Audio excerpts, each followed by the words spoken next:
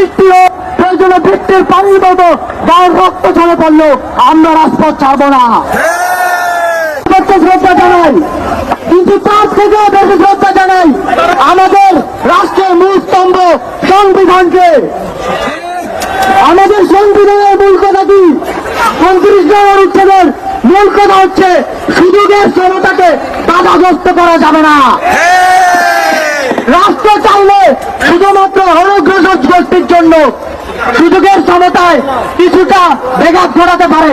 আমরা বলছি সেটা অবশ্যই 5% বেশি নয়। সংবিধানের কোথাও বলা নেই মুক্তিযোদ্ধার নাতি নাতনি চতুর্থ পঞ্চম প্রজন্মকে কোটা দিতে হবে।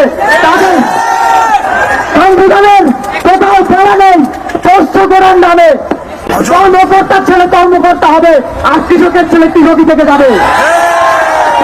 আমরা এই আন্দোলন শুরু করেছি এই বৈষম্যকে গোড়া থেকে কর্তন করার জন্য।